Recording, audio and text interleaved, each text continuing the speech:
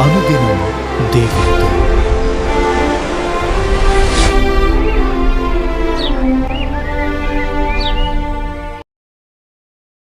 Praise the Lord. అనుదినం దేవునితోనే కార్యక్రమం చూస్తున్న మీ అందరికీ మన ప్రభు అయిన రక్షకుడైన యేసుక్రీస్తు ఘనమైన నామంలో వందనాలు. ఉదయకాలం దేవుని వాక్యం చూసుకుందాం. రోమిలకు రాసిన పత్రిక 8వ అధ్యాయము 22వ వచనం. సృష్టి యావత్తు ఇది వరకు ఏకగ్రీవముగా మూలుగుచు ప్రసవ వేదన పడుచున్నదని ఎరుగుదుము. ఇక్కడ పౌలు గారు చెప్తున్నారు, సృష్టి మూలుగుచు ప్రసవ వేదన పడుతుంది అని. సృష్టి ఎందుకు మూలుగుతుంది ప్రసవ వేదనతో అంటే, పాపము యొక్క దుష్ట ప్రభావము మానవుల మీద మాత్రమే కాకుండా ప్రకృతి మీద కూడా ఉంది.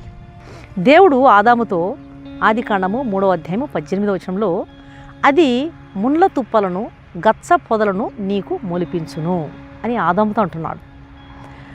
భూమి ఫలములిచ్చే చెట్లను మొలిపించునుగాక అని దేవుడు భూమిని సృష్టించినాడు. అది మానవునికి ఉపయోగకరంగా ఉండాలి అనేది దేవుని యొక్క ఉద్దేశం.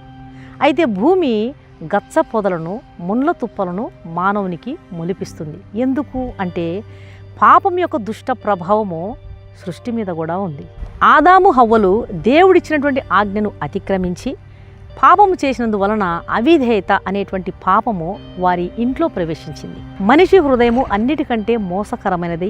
విషపూరితమైనటువంటి తలంపులను ఉత్పన్నం చేసి మనిషికి హానికరమైన తలంపులను కలుగజేసి తాను ఏమై ఉన్నాడు, ఏమి ఆలోచిస్తున్నాడు, ఎలా వెళ్తున్నాడు, ఎలాగ నాశనం అయిపోతున్నాడు అనేటువంటి సంగతులను గ్రహించుకోకుండా చేసి మనిషిని నాశనం చేస్తూ ఉంది.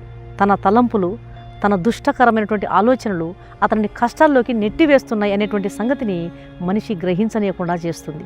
ఆ హృదయము మనిషికి తీర్చలేని కష్టాలను కొని తెచ్చేదిగా తయారైపోయింది. పాపానికి విస్తరించే స్వభావం ఉంది. ఆ పాపపు ప్రభావం వలన సృష్టి యావత్తు మనిషికి తిరగబడిపోయింది. స్నేహంగా మెలగాల్సినటువంటి జంతువులు మనిషికి హాని చేసేవిగా మారిపోయినాయి. అకాల వర్షాలు, తుఫానులు, పంటలు సరిగా పండకపోవడం, ప్రకృతి వైపరీత్యాలు, ఏమీ క్షేమం లేదు. ఎందుకు అంటే, దేవుడు సృష్టిని క్రమముగా చేశాడు, అది మంచిది అని చూసినాడు.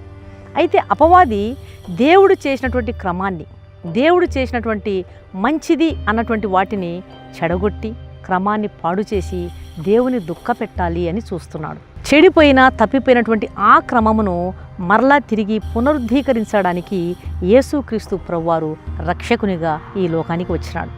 ఆయన ఇచ్చే సమాధానాన్ని, ఆయన ఇచ్చేటువంటి దీవెనలను, చెడిపోయిన దాన్ని బాగు చేసేటువంటి విధానాన్ని దుష్టశక్తులు అడ్డుకుంటున్నాయి.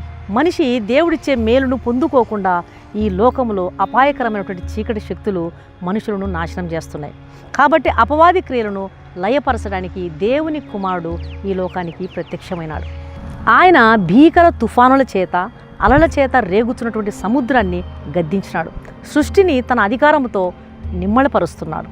ఆయన తన అధికారాన్ని సముద్రంపై చూపించినాడు. ఆయన నిమ్మలించుము అని సృష్టిని ఆజ్ఞాపించగానే గాలి, సముద్రం వెంటనే ఆయనకు లోబడిపోయినాయి.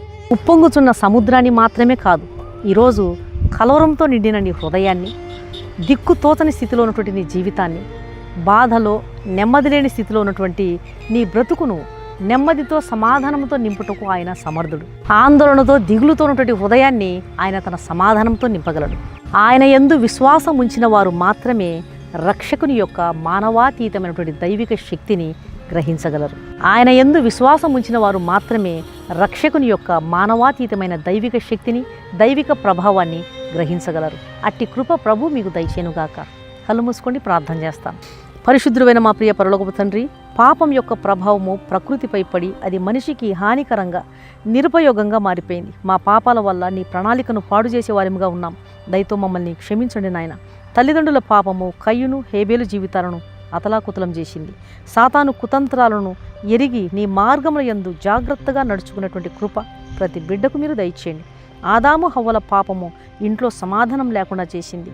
సాతానుకు పిల్లలపై పట్టు దొరికేలా చేసింది. సాతానుకు బిడ్డలపై పట్టు దొరికింది అంటే తప్పు తల్లిదండ్రులదే అని గ్రహించి తమ జీవితములను సరిదిద్దుకున్నటకు సహాయం చేయండి. ప్రకృతి తిరగబడుతుంది అంటే అది మనిషి యొక్క పాపమే. దైవ భయము లేని స్థితి, తప్పిపోయిన క్రమాన్ని సరిచేయడానికే మీరు వచ్చారు. మీ యందు విశ్వాసం ఉంచి మీ కంచెలో భద్రపరచబడుటకు, మీ చిత్తానుసారంగా జీవించుటకు ప్రతి బిడ్డకు సహాయం చేయమని చీకటి శక్తులతో చుట్టబడి ఉన్న ఈ లోకంలో మీ ప్రియ బిడ్డలందరి చుట్టూ మీ కంచె వేసి వారి పనులను దీవించమని నజరేయుడైన యేసు నామంలో అడిగి వేడుకుంటున్నాను తండ్రి. ఆమెన్.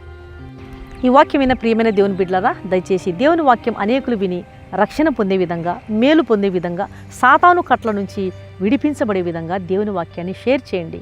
ఈ ఛానల్ను సబ్స్క్రైబ్ చేసుకోండి. మీ ప్రార్థన అవసరాలను కామెంట్ సెక్షన్లో తెలియజేసినట్లయితే మీ కొరకు తప్పకుండా ప్రార్థన చేస్తాం. ఈ వాక్యం విన్న మీలో ఇంకా రక్షించబడిన వారు ఎవరైనా ఉన్నట్లయితే దయచేసి క్రీస్తు ప్రభువారికి మీ హృదయాన్ని ఇవ్వండి. ఆయన పరిశుద్ధ రక్తంలో కడుగుబడితేనే ఒక పాపికి రక్షణ దొరుకుతుంది, నిరీక్షణ దొరుకుతుంది, పాప క్షమాపణ దొరుకుతుంది. గొర్రెలు పోవు ద్వారం ఆయనే. పరలోక రాజ్యానికి మార్గము, ద్వారము ఆయనే ఉన్నాడు. కాబట్టి ఆయన ఇచ్చే ఉచితమైన రక్షణను స్వీకరించండి.